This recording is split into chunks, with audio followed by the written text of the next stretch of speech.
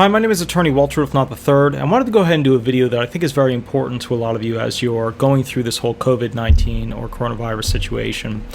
So some people have been reaching out to me and asking me, can I get disability benefits if I have the coronavirus? And the simple answer is potentially. So the coronavirus in itself is not enough to get you disability benefits, right? Because element 2 of the 5-step sequential process, which are the 5 elements of disability, require basically that, it lasts 12 months, have lasted 12 months, or be terminal.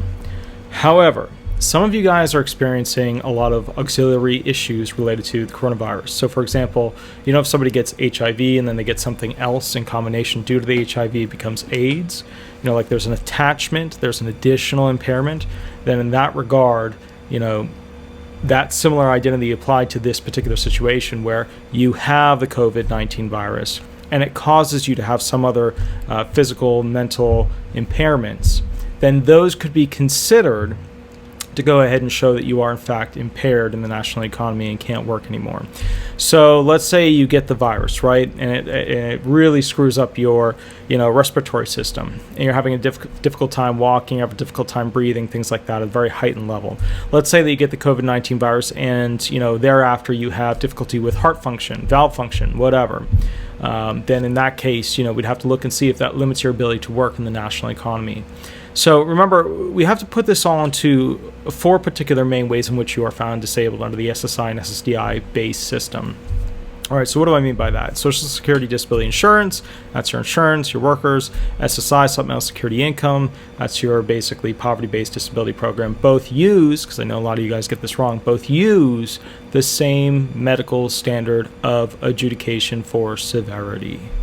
All right.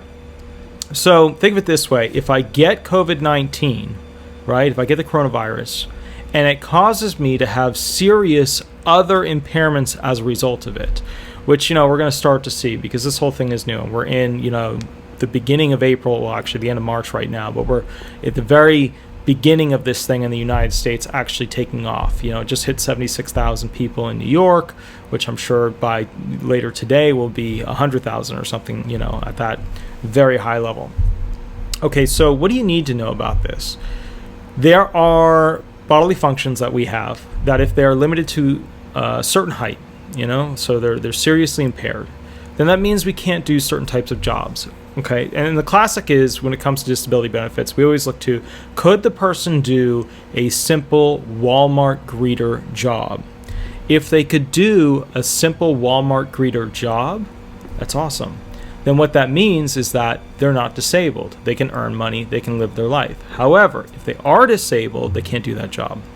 It means that basically you can't do any, full-time or potentially even part-time job that equals SGA, substantial gainful activity. It's a money amount. So basically, if you can't earn, okay, over, a month's period, a certain amount, and you just look at what SGA is, then it means that you basically are impaired because you physically or mentally can't do jobs that equate to that amount.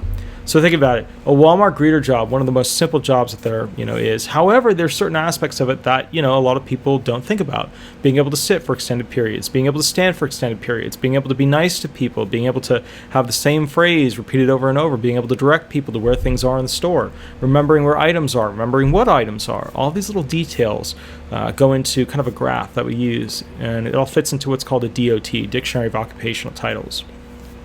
So let's say that you got COVID-19 and you got some sort of respiratory-based limitation thereafter that limited your ability to go ahead and intake volume of air or even the assimilation of air into the bloodstream or the release of air by your bloodstream, your blood cells specifically. If you had some limitation that made it so that you couldn't breathe, a really, really bad COPD type of limitation, then in that case, we would look based upon your height, based upon your weight, all these little details.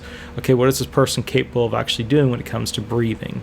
And if they can't breathe at a certain level thereafter, after having COVID-19, then yes, we could consider them for disability benefits, and yes, you could get a check every month, and yes, you would have health insurance for the rest of your life. So in that regard, yeah, it could. But most people, they get COVID-19, they go ahead and they, go through the flu-like symptoms, they get done with them, and they go on with their life, they get a triple pass, and then they're good to go. However, That's not how it's going to go, because you, as well as I, know that we're going to hit the million mark with the amount of people that get this, which is going to be the ultimate version of survival of the fittest, and who essentially fits into the categories of having the right genetics, and who's too old, who's too young, who's going to be, who's part of the sidelines. All of these details are going to dictate essentially who gets it to a certain degree. And because it's going to be a million people, the potential for, let's say, a metric variance of an individual to get something that's a little bit unique or different, that person could potentially go ahead and have an impairment that lasts 12 months thereafter, which results in disability benefits. Okay, so I just wanted to answer that. I know it's a little bit more technical than the other attorneys that do these videos. That's fine. A lot of my viewers at this point have a basic understanding of how the disability system goes, which I love. Now, big other thing. Next Thursday, so I'm going to go ahead and figure out exactly when. I'm giving myself a date. I'm giving myself a time, and we are doing this. A date and a time. Next Thursday is the 9th. On the 9th of April, you're going to be able to go ahead at 8 p.m. This chair is really creaky. You're going to be able to go ahead at 8 p.m. on Thursday the 9th. Give me a call on the business line. You're going to have to use a fake name when you answer, and I will literally run hearing questions with you as if I were an attorney grilling you or I were the judge grilling you. So that's this upcoming Thursday, and what I'm going to do is I'm going to beat you up, because a lot of you guys walk into this hearing. Now, here's the thing. If you have a prior attorney, that's fine. Whatever. I'm going to give you a little disclaimer. If you have a prior attorney, I can only give you a second opinion. Yada, yada, yada. You have to use a fake name. Yada, yada. All these little things, these little bullet points. You're going to say yes, and then I'm going to grill you. I'm going to beat you up, just like they do in the hearing room. I'm going to use trick questions. I'm going to go full bore into you. I'm not going to do it slowly. I'm going to do it aggressively. Enough of you will see this, will learn from this, and it'll be live, which is really, really cool. So as it's live, people will get to go ahead and say, okay, cool, I know not to do that, or okay, cool, that's the type of question that's going to be coming my way. So next Thursday, 8 p.m., I'm putting that on myself. I have to figure out how to do the live thing, set up the webcam, do all that crap. I've got to get it rolling. But Thursday, 8 p.m., I'm going to officially start, which I wanted to do for months, grilling you guys, even if you're not my clients. I'm going to devote probably 2 hours to this. You'll probably get about 15 to 20 minutes per claimant that calls in, and then we'll go from there. All right. My name is Attorney Walter Rudolph Hnot III. If you want to go ahead and give me a call, it's the 407-279-1754. It's in the link. I think it's even on the little bio stamp, whatever thing. If you want the most up-to-date information, that's fine. Shoot me an email, give me a call. If you have a unique question, just put it in the little bio area below. If the video platform has it, like YouTube does, Vimeo has it, stuff like that, put it in the bottom section. I'll get to it when I can. Keep in mind, when we started this, when we were like, we're going to start shoveling the snow uphill to make a disability law firm, I was the youngest attorney back then. I was practicing in the hearing office at 27 years old. I was the youngest attorney in there. Now, ain't even close. There are a lot of attorneys younger than me. They all work for other people, but I am definitively, to the best of my knowledge, from all the people I see, the youngest attorney that owns his own law practice. But that's because you guys know I work irregular hours. I work from when I wake up until I go to sleep, which is why I have white hair at 33. But that's okay. I also take a lot of the claims that other people don't want to take, anything from the really, the child molesters to the murderers to the homeless claimants, that, it is what it is. Everybody deserves their chance to go ahead and basically receive their disability benefits. There's a program.